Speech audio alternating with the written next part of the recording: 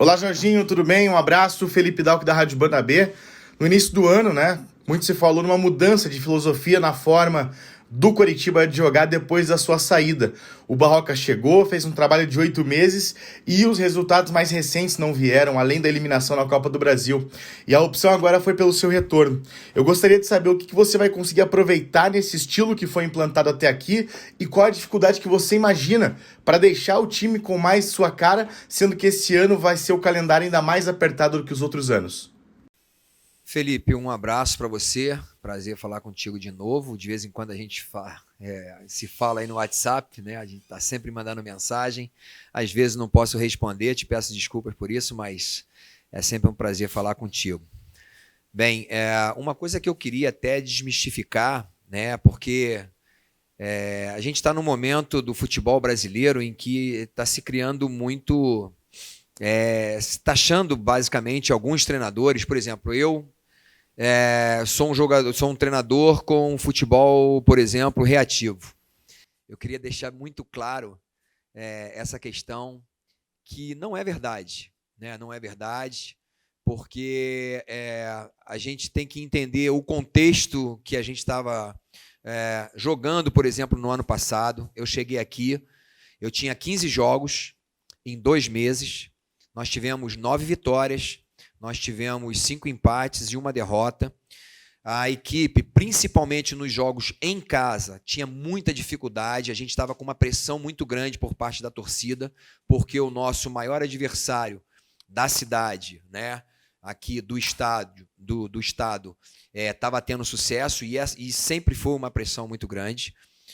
Com isso, era uma intranquilidade muito grande. A gente pode observar, por exemplo, um jogador como o William Matheus, que estava sendo muito contestado ano passado. Ele terminou o ano como um dos melhores jogadores. Ele terminou o ano jogando muito ofensivamente, um jogador que eu dava total liberdade. Como pode um treinador reativo ter um lateral fazendo gols, que permanece até agora? O William Matheus hoje é um dos melhores jogadores do Coritiba. Então a gente só tem que entender o contexto que a gente estava vivendo, né, naquele momento em que existia toda essa pressão. A gente, dentro de casa principalmente, a gente fazia um gol e recuava intuitivamente, não era uma coisa que eu pedia, era uma questão mesmo da equipe, que ela acabava se retraindo. Então, com a chegada do Barroca, se falou muito de que o Barroca é um treinador proativo, de que é uma equipe ofensiva. Eu creio que existe muito, na realidade, assim, não é uma verdade, né? Eu acho que a gente tem que desmistificar isso, porque eu creio que a minha equipe precisa ser muito equilibrada dentro dos 4 momentos do jogo. Eu creio que eu preciso ter uma consistência defensiva quando a gente estiver no posicionamento defensivo. A minha transição defensiva, ela precisa ocorrer a partir já de uma pressão pós-perda. Eu gosto muito de trabalhar isso, mas nem sempre é possível, né? Tanto que nos jogos fora de casa, nós tivemos pelo menos 5 jogos em que nós fizemos mais de 2 gols. Então, uma equipe que está jogando fora da sua casa não pode ser uma equipe reativa, que só joga defensivamente e vai lá e consegue fazer o seu gol e fica se defendendo. Então, é uma coisa que eu preciso realmente com que as pessoas analisem o futebol de uma forma um pouco diferente, né? Então, as coisas, quando o Barroca chegou, ele tem a sua forma, a sua metodologia de trabalho. É um cara que foi o meu auxiliar no Vasco, que eu tenho um respeito muito grande, mas a minha chegada agora, né, a gente vem depois, claro, o Moza fez um trabalho excelente, apesar de a gente ter sofrido muito no primeiro tempo, mas conseguimos vencer esse jogo, né, e foi fundamental essa vitória, os 3 pontos. Então a gente vinha de 4 derrotas, não podemos, naturalmente, a gente sempre diz o seguinte, é claro que o campeonato regional a gente quer ganhar, mas não é um parâmetro para o futebol brasileiro. E a gente jogar, por exemplo, enfrentar um Flamengo, enfrentar um Grêmio, enfrentar um Palmeiras de peito aberto, achando que a gente vai simplesmente assim ser uma equipe ofensiva, mas não ter um equilíbrio defensivamente ou também no ataque, eu acho que a gente está muito fadado a perder os jogos, como aconteceu nos 4 primeiros jogos. Então, o que eu quero é que a minha equipe seja forte. no meu setor defensivo, seja forte no meu setor de meio campo e seja forte no ataque. Eu acho que isso que é o principal para a minha equipe. E espero, sinceramente, apesar dos jogos, dessa sequência de jogos, é que a gente consiga encontrar, principalmente nessa primeira semana de treinamento, uma metodologia clara de treinamento. Eles já estão entendendo, já trabalhamos coisas que a gente não fazia 2 dias depois do jogo. A gente não treinava os jogadores que jogaram, nós botamos eles em campo, fizemos trabalho tático, já mostrando para eles aquilo que a gente quer, uma postura tática para essa equipe um pouco diferente do Barroca, né? E eles entendendo isso rapidamente, eu tenho certeza, pela qualidade desses jogadores, pela leitura tática que eles têm, a gente consiga realmente implantar e conseguir ter sucesso no Campeonato Brasileiro. Olá, presidente. Felipe Dalk, Rádio Banda B. Em termos financeiros, presidente, em que ponto se encontra o Coritiba hoje para ainda realizar contratações de nomes com mais peso, como foi o caso do Neilton, né? Visando numa melhora do elenco para tentar fazer uma Série A bem segura. Olá, Felipe. O Coritiba ainda imagina fazer contratações, claro, muito pontuais. Vamos imaginar aí 2 ou 3 reforços que venham com esse peso, que venham com a possibilidade de ser titular. Acredito que o teu exemplo do Neilton é muito bom. O Coritiba passou por toda uma dificuldade durante a pandemia, que foi generalizada, então não foi exclusividade nossa aqui. O acordo com a Turner, que também foi um acordo coletivo, que finalmente foi finalizado na semana passada, ele nos traz aí algum fôlego. Os recursos não ingressaram no clube ainda, mas é certo que vão ingressar aí no futuro próximo. Já foi divulgado aí, não tem por que omitir.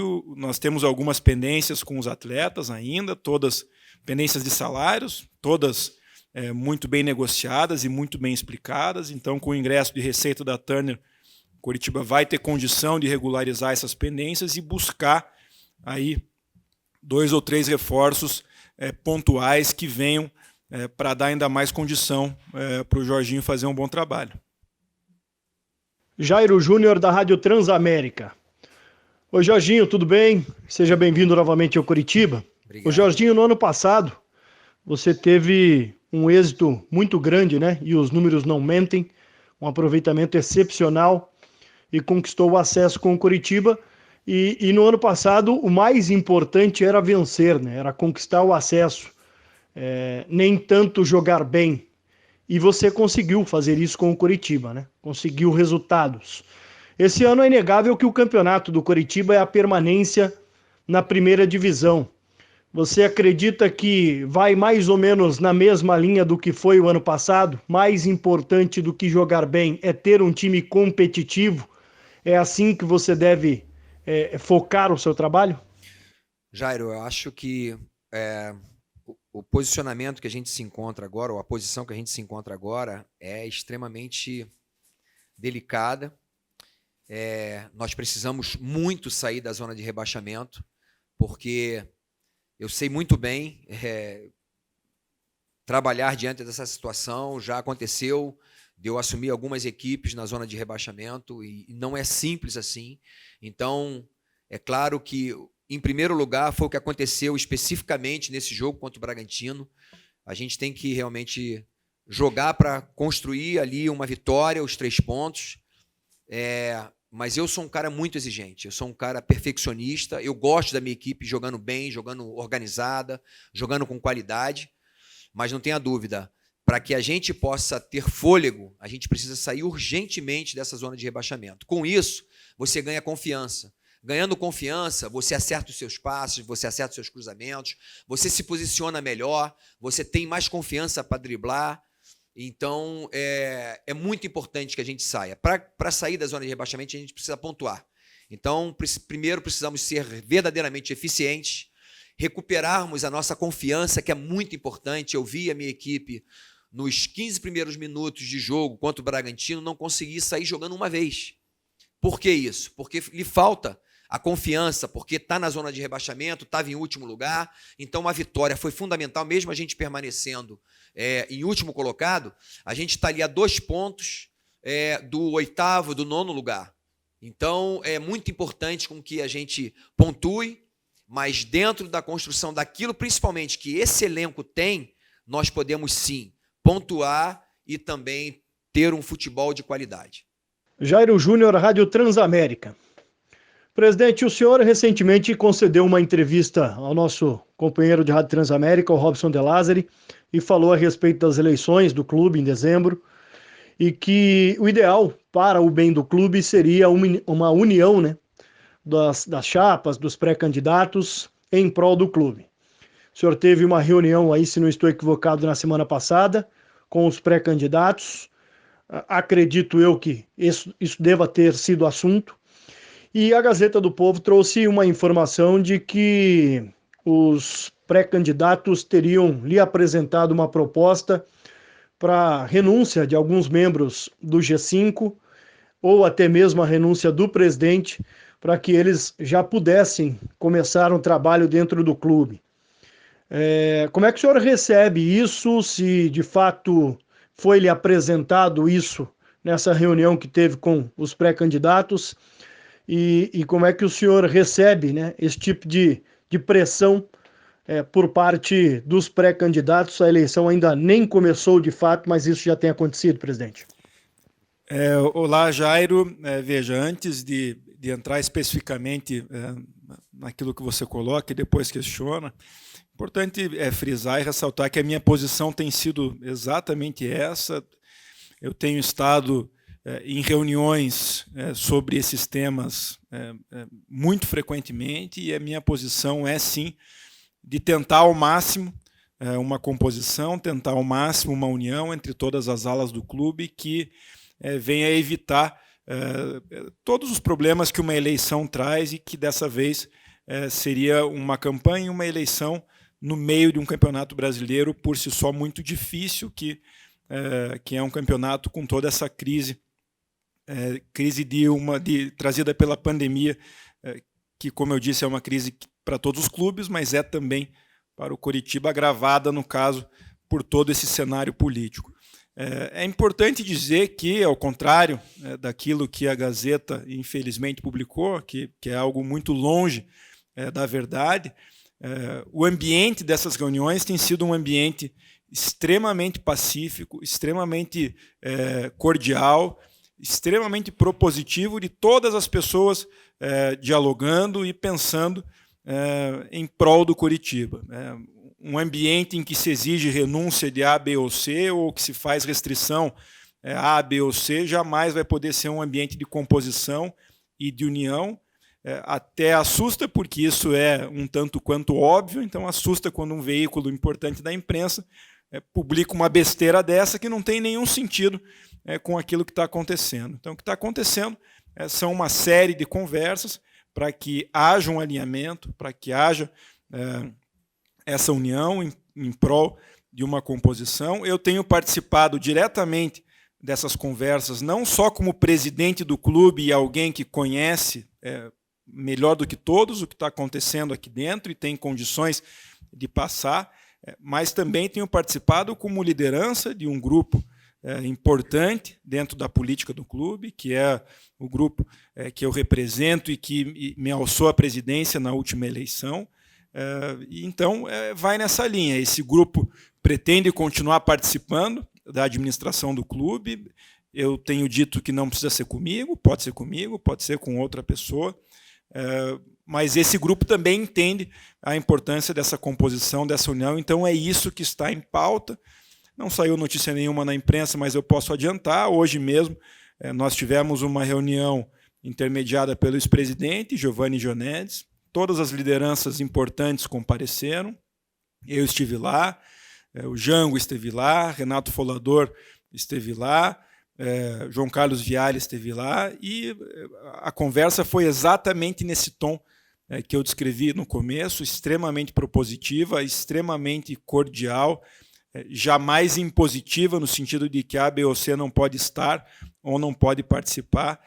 Então, eu, pessoalmente, pelo bem do Coritiba, pelo bem do nosso clube, espero que essas conversas evoluam bastante. É possível que isso aconteça num futuro próximo e que nós consigamos aí um período de paz política no futuro próximo do clube, para que o mais importante, que é um bom desempenho no Campeonato Brasileiro, não seja atrapalhado. Oi, Jorginho, tudo bem? A gente tem 5 rodadas de Campeonato Brasileiro até aqui e 3 treinadores que já foram demitidos.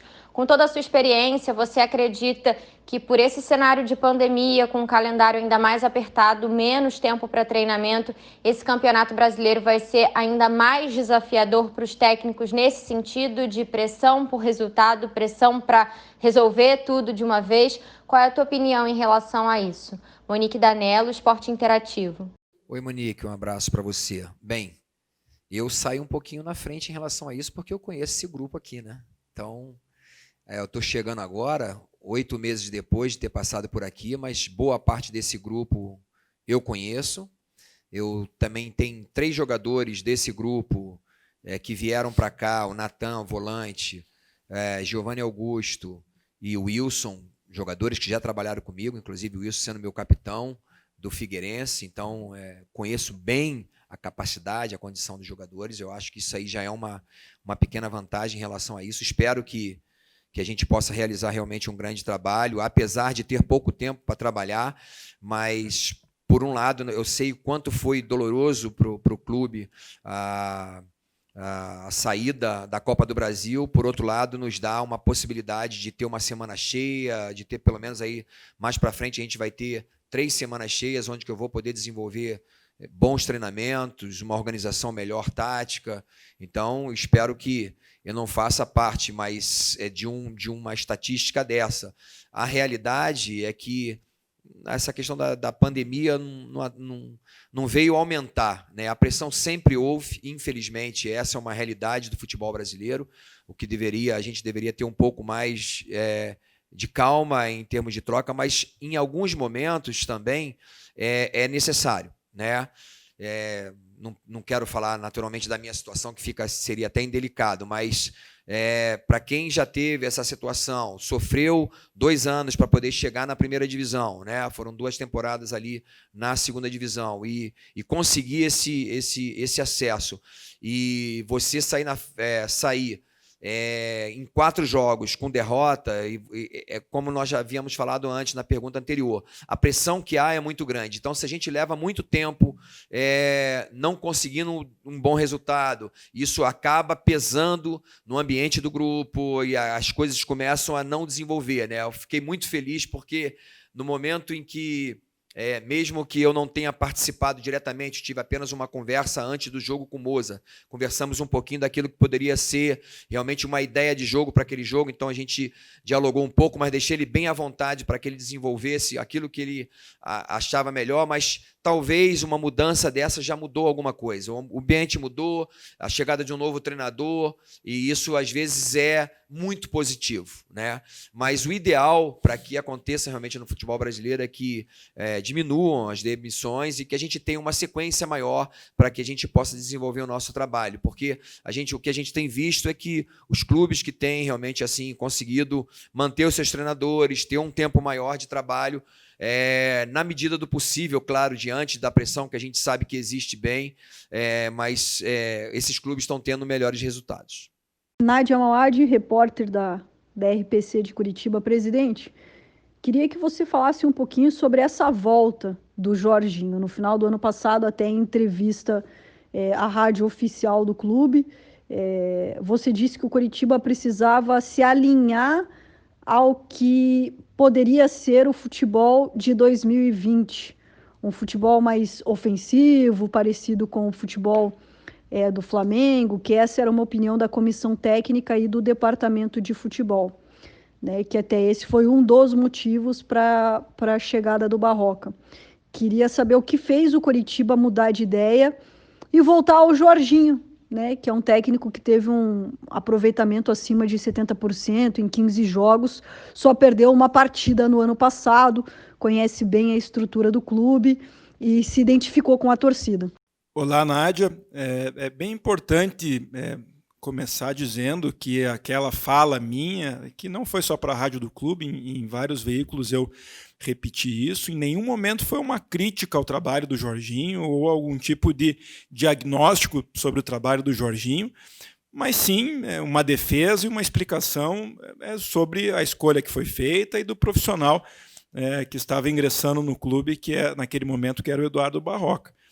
Não era segredo também, porque isso eu também falei a público várias vezes, que a nossa primeira escolha era pela manutenção do Jorginho. Essa decisão foi tomada em primeiro lugar, então não existe reconhecimento e valorização maior de um trabalho, seja da forma do trabalho quanto do resultado do trabalho, do que essa, da decisão tomada por renovar com o Jorginho lá em dezembro.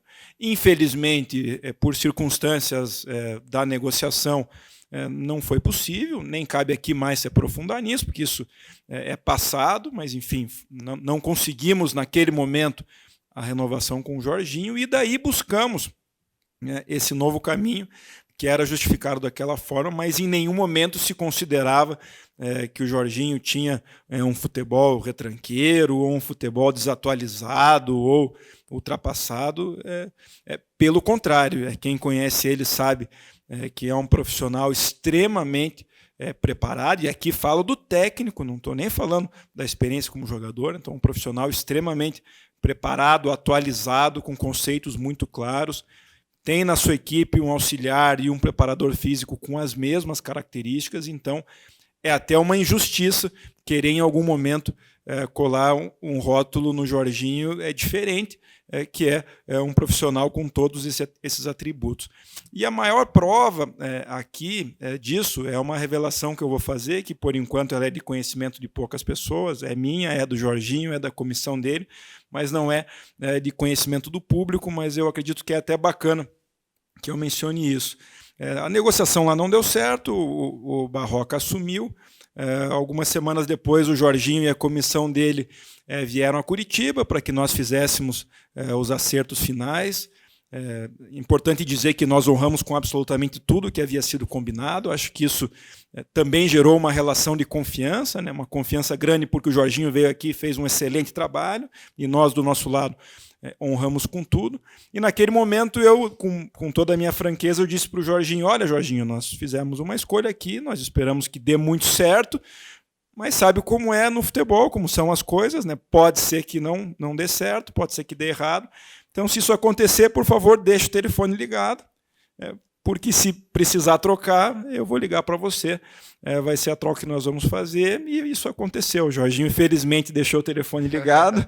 Eu, felizmente, liguei imediatamente, e a conversa foi do alto nível que ele sempre teve conosco. Foi uma conversa muito boa, o acerto foi muito rápido, em questão de horas.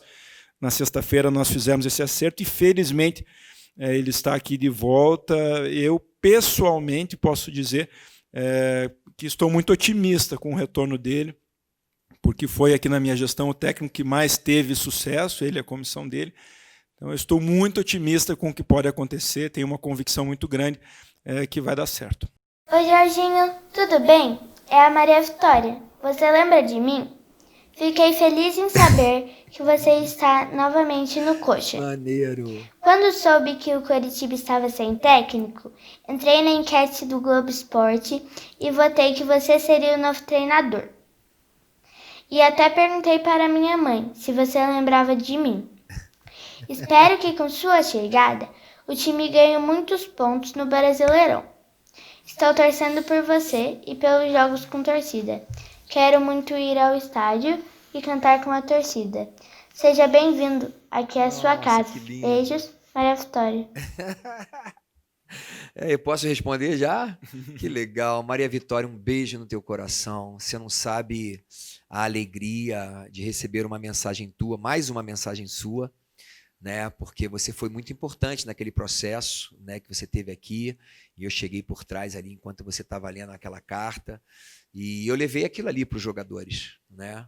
O quanto a gente precisa entender o que significa jogarmos com paixão, jogarmos com alegria, nós amarmos aquilo que a gente faz, porque tem pessoas como você que a gente precisa trazer uma alegria. Então, eu estou muito feliz, obrigada por ter votado em mim, né?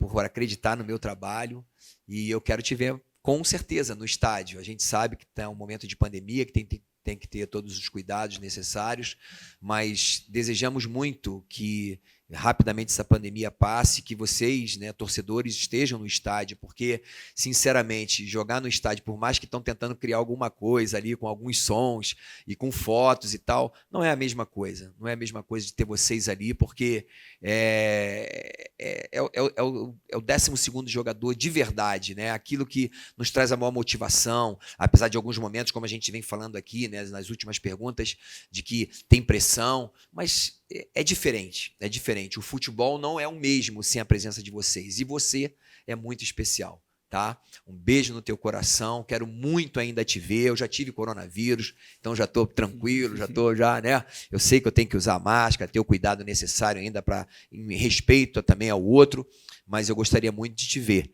né? Quem sabe a gente não pode ainda te ver ainda esse ano e te dar um beijo, tá bom? Muito obrigado pela mensagem e por ter votado em mim. Deu certo. Olá, um abraço a todos. Robson De Lázari, da Rede Massa. Jorginho, você trabalhou no Curitiba com sucesso no ano passado, na campanha do acesso, e eu conversei contigo nesse ano de 2020 para uma entrevista durante o período da paralisação do futebol, e você me disse que nada contra o Barroca, mas você não conseguia, às vezes, assistir aos jogos do Curitiba na primeira parte, ali nos primeiros meses do ano, porque você imaginava que era você que deveria estar ali, que poderia estar no comando do time. Você se arrepende de não ter acertado para permanecer no começo do ano? O que aconteceu para que você não tivesse ficado, já que você, já agora no 8º mês de 2020, retorna ao clube? Robson, eu vou ser muito sincero com você e com todos que estão nos vendo, nos ouvindo. A mesma proposta que foi feita pelo clube em janeiro, quer dizer, em dezembro, foi feita para mim agora, e eu aceitei. Então, quando eu falei lá atrás que não era problema financeiro, eu lembro que eu entrei em alguns sites, algumas coisas, alguns torcedores reclamando, em termos de mercenário, né?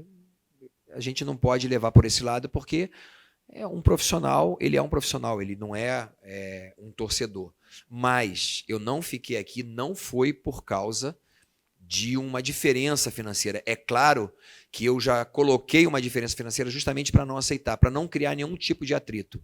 Mas eu não permaneci aqui porque eu tinha diferenças muito claras em termos de gestão. Gestão de grupo, era algo latente e eu não queria ter problema. E eu achei melhor, então, eu pegar o meu boné, eu me retirar, e deixou com que a coisa ficasse meio no ar, sem saber o que tinha acontecido.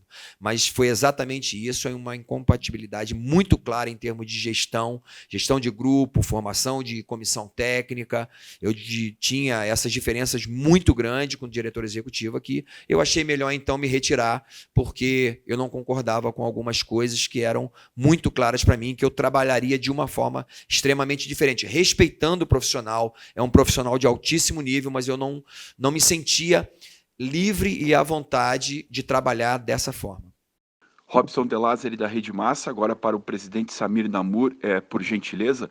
Presidente, o Curitiba tem essa eleição marcada para o fim do ano e, nesse momento, muda aí o direcionamento do departamento de futebol com um novo diretor, que é o Pelaipe, e a volta do Jorginho. Essas contratações valem apenas para o mandato atual, a gestão atual do presidente Samir Namur, ou existe alguma costura com os demais interessados aí em assumir o clube no fim do ano para que os trabalhos sejam mais longos? Oi, Robson, eu acabei numa linha explicativa aí sobre essas questões políticas, numa pergunta anterior.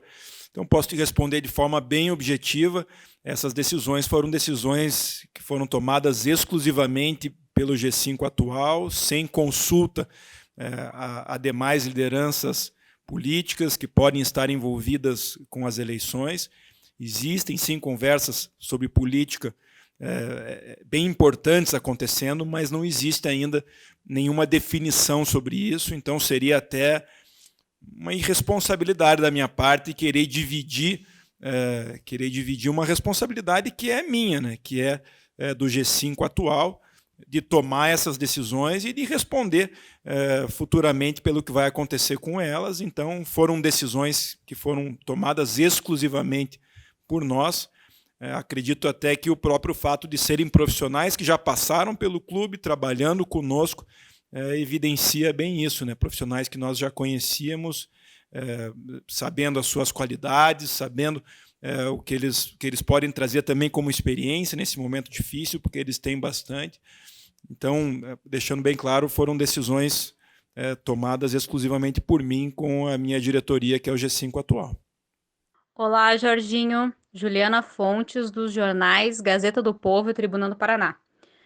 Jorginho, gostaria de saber como que foi receber essa proposta do Coritiba após 8 meses e se você, durante esse período, acompanhou o time, viu o que estava acontecendo, se você analisou as peças, se você concorda com as contratações do Coritiba e o que dá para você fazer com esse elenco. Juliano, um abraço. No início eu tinha, como foi falado antes, eu tinha um pouquinho de dificuldade, porque, sinceramente, eu esperava ter continuado, né, desenvolvido um trabalho desde o início do ano, inclusive na formação desse novo elenco. Gostei de algumas contratações que vieram, né, algumas contratações deram certo, outras não, mas acredito sinceramente que nós temos um elenco muito bom.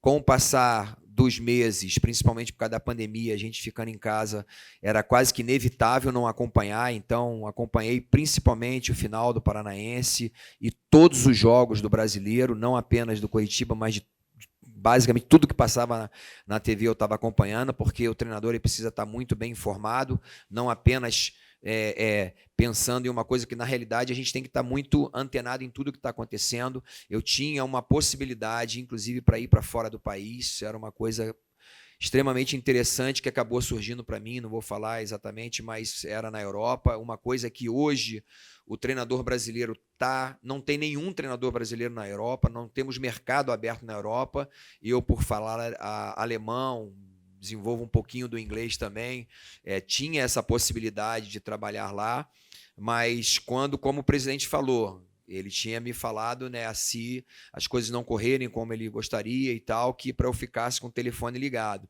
É claro, porque eu posso falar isso tranquilamente, porque Barroca é um amigo. O Barroca foi meu auxiliar no Vasco. A gente tem um relacionamento de muita amizade, né, de respeito.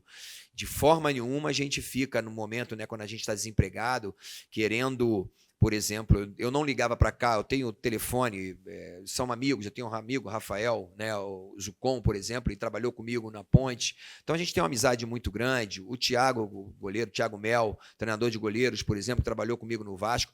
Em nenhum momento eu liguei para cá querendo saber alguma coisa, querendo saber como é que está. Por quê? Por respeitar essa questão, que era um outro profissional que estava ali e torcendo para que as coisas dessem certo, porque, afinal de contas, eu sou um treinador, ele é um treinador, e é ruim, né, quando a gente quer que as coisas aconteçam, que um companheiro nosso perca o trabalho. Isso aí não faz parte da minha vida, mas não tenha dúvida que, como um profissional, a gente tem que ficar ligado em todas as situações. E quando aconteceu, principalmente da demissão, eu naquela oportunidade mesmo revi os jogos para poder estar muito atento àquilo, porque o presidente havia falado, né, que se por um acaso a coisa não corresse bem, estaria ligando para mim. Então já fiquei muito bem preparado para que, se por um acaso ele me ligasse, eu estivesse já pronto para respondê-lo. E foi o que aconteceu. Não tocou o telefone 3 vezes. Na realidade foi no segundo toque, eu não sei se ele percebeu, mas no segundo toque, quando eu vi ali, né, presidente Samir, eu automaticamente atendi o telefone e fiquei muito feliz pelo convite. Estou muito feliz com esse meu retorno aqui e espero, sinceramente, realizar um grande trabalho. Olá, presidente Samir. Juliana Fontes, dos jornais Gazeta do Povo e Tribuna do Paraná. Presidente, quais foram os motivos que fizeram com que a escolha do novo diretor de futebol do Coritiba fosse o Paulo Pelaipe? Quais as características profissionais dele que resultaram nessa escolha?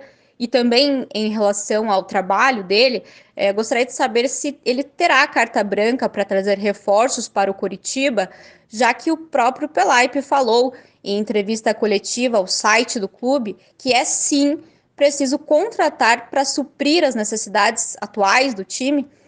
Porém, a realidade do Coritiba talvez não permita a chegada de grandes medalhões diante do orçamento limitado. Então, como essas limitações podem afetar também o trabalho dele?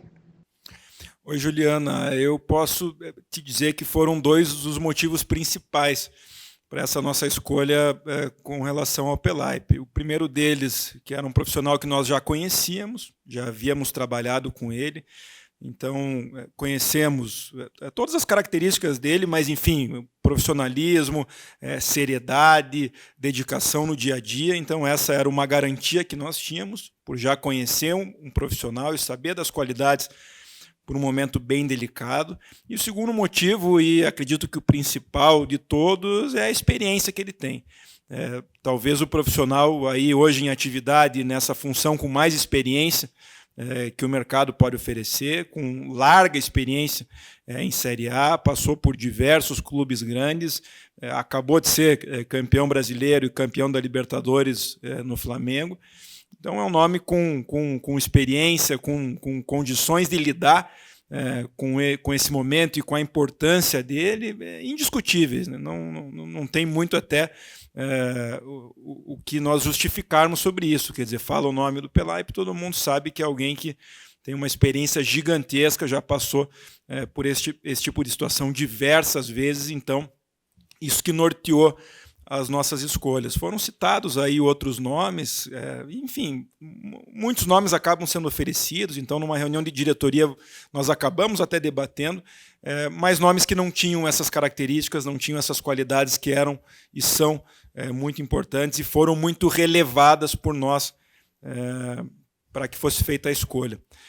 E aí, sem dúvida, o entendimento nosso sobre contratação é o mesmo. Na linha do que eu respondi anteriormente, o Coritiba, felizmente, junto com outros 7 clubes, finalizou seu acordo com a Turner, então vai ter um acréscimo de receita aí nos próximos dias, nas próximas semanas, então vai poder dar, sim, uma condição para ele de contratar, de trazer bons reforços. Eu não vou abrir o número aqui, não vou abrir valores, porque isso atrapalha esse tipo de negociação, mas internamente nós já temos isso muito claro, já sabemos exatamente quanto o Coritiba pode gastar e quando, então isso já está sendo passado para ele, ele vai trabalhar com toda a experiência e abertura que ele tem no mercado para trazer esses reforços. Presidente Juliana, se eu pudesse colocar alguma coisa aqui em relação a essa questão do Pelaipe, sabe aquele profissional que você quer ter perto porque o cara chama título, o cara chama as coisas boas. O Pelaipe, ele, além da experiência, se é uma qualidade que eu posso colocar dele, é que é muito bom quando você forma um grupo, quando você forma um elenco, você tem que pensar nisso também, de trazer jogadores que conquistam alguma coisa. Então uma das características também dele, né? Que eu acho que por onde ele passou ele foi muito feliz, teve muito sucesso e conquistou títulos, e isso é bom, você contar com pessoas desse nível, né? Daniel Valdrigues, repórter da TV Transamérica.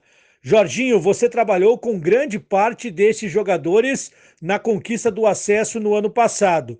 Retorna agora em uma condição na qual terá todo o campeonato pela frente. O que você pensa a respeito do elenco e também a possibilidade de estar com mais tempo de trabalho diferente do que aconteceu no ano passado? Daniel, eu tenho conversado, inclusive, agora a gente estava aqui, até falei com o presidente isso, uma coisa interessante.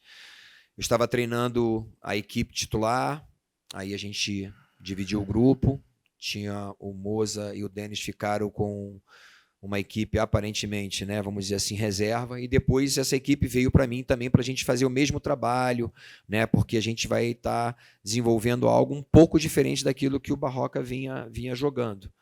E então algumas movimentações táticas, posicionamento tático, e de repente eu me deparei com um meio-campo. Eu falei assim, eu não vou falar os nomes aqui para não antecipar uma situação, mas eu falei assim, cara, olha esse time reserva aqui. Olha aqui vocês, olha o nível de vocês, olha a qualidade desse grupo. Então, querendo demonstrar para eles de que nós temos condições, nós temos capacidades, como já foi falado pelo Pelaipe, já foi falado pelo presidente, as contratações elas precisam ser muito pontuais, porque a gente não pode errar. A gente precisa entender, nós temos um grupo com 12 jogadores acima de 30 anos. Então, por exemplo, alguns jogadores acima de 30 anos também foram oferecidos para mim. Né? Eu gosto muito de alguns nomes que foram oferecidos, mas é uma necessidade. A gente precisa, hoje, você precisa de intensidade. Né? Hoje você precisa de velocidade. Então, eu acredito que esse grupo ele tem, o elenco ele é bom, ele precisa realmente de alguns acertos bem pontuais, algumas contratações pontuais para que a gente possa qualificar ainda mais. E eu acredito, sinceramente, que a gente vai surpreender na posição no final desse campeonato. Daniel Valdrigues, TV Transamérica. Presidente Samir, este ano um ano bastante atípico, com a pandemia, quedas de receita, bem no ano em que o Coritiba voltou para a elite do futebol brasileiro. E é o último ano da sua gestão.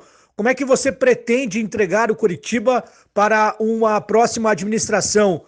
O Coritiba com uma queda de receitas, o Coritiba dentro da Série A, qual que é o pensamento do presidente? Veja, os problemas, né, como você bem disse, eu já também mencionava em outras perguntas, eles são generalizados do futebol, então eles não decorrem de uma situação, os problemas da pandemia não decorrem de uma situação específica do Coritiba ou de má administração ou de escolhas que foram equivocadas, então são problemas generalizados, coletivos, de quedas de receita em praticamente todas as formas de receita. Então, esses problemas vão ser difíceis de resolver para todos os clubes.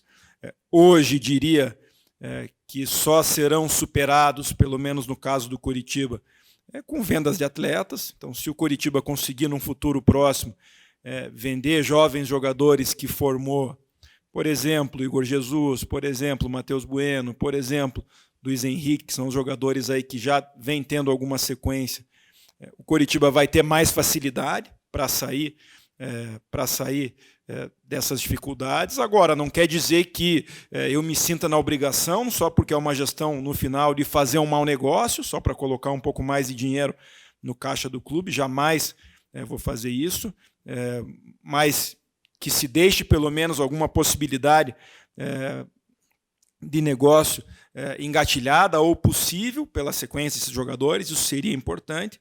Em termos de colocação, sem dúvida que a expectativa é deixar o Coritiba bem longe de zona de rebaixamento, se possível com calendário internacional para o ano que vem. A diferença entre uma coisa e outra em termos de ponto é muito pequena, então quando você automaticamente fala em ficar longe de zona de rebaixamento, você pode falar em calendário internacional, especialmente com o Sul-Americano.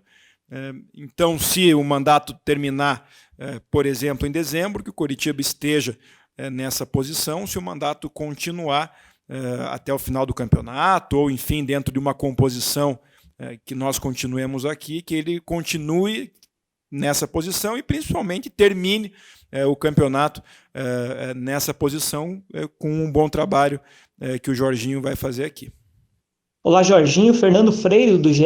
Gostaria que você fizesse uma avaliação do elenco.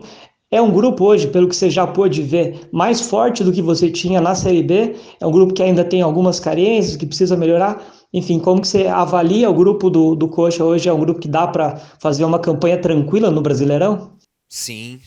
Eu já falei sobre isso, sobre o elenco. Tenho certeza que o elenco desse ano ele é mais qualificado do que o ano passado. Por exemplo, né, se a gente pensar em termos de um meia, nós temos aí, além do Giovani, que trabalhava com a gente, chegou o Giovani Augusto, nós temos o Galdesani, que pode fazer esse papel, o próprio Neilton, né, até mesmo na formação que a gente vai estar iniciando, vai estar participando, como é um jogador que gosta muito de cair pelo lado esquerdo, eu acho que é um jogador que tem mais liberdade, ele precisa ter mais liberdade, o Gabriel, tem vários jogadores assim, de muita qualidade, né? Por exemplo, na zaga a gente recebeu, né, os dois Rodolfos, né, que são jogadores de muita qualidade, jogadores que fica até difícil, né? Eu fico percebendo assim a inquietação do Rodolfo, que eu esqueci o nome dele, sobrenome, o Barbudo. Filemon. O Rodolfo Filemon, assim, ele querendo, né, quer dizer, mas com todo respeito, ele querendo jogar, e o outro Rodolfo, e ao mesmo tempo você tem o Rafael Lima no banco também, então o nível melhorou muito, né? Nós temos 3 laterais, dos 3 laterais você tem um jovem do clube, né, que tem muita capacidade, muita condição, um jovem que com certeza vai estar crescendo muito. Então, com certeza, esse elenco é melhor do que o do ano passado. Mas a gente está falando de primeira divisão, a gente está falando de um alto nível dos adversários. Para isso, a gente, então, por isso, na realidade, a gente precisa, então, ter essas contratações pontuais para qualificar ainda mais. E é uma dor de cabeça maravilhosa que o treinador tem. Eu encontrei hoje com o Giovanni, falei com esses jogadores, falei com alguns deles, falei assim, cara, vai ser muito bom quando todos vocês estiverem realmente assim entregues para a gente, para desenvolver o trabalho, inclusive para os jogos, porque é uma dor de cabeça maravilhosa que qualquer treinador quer ter.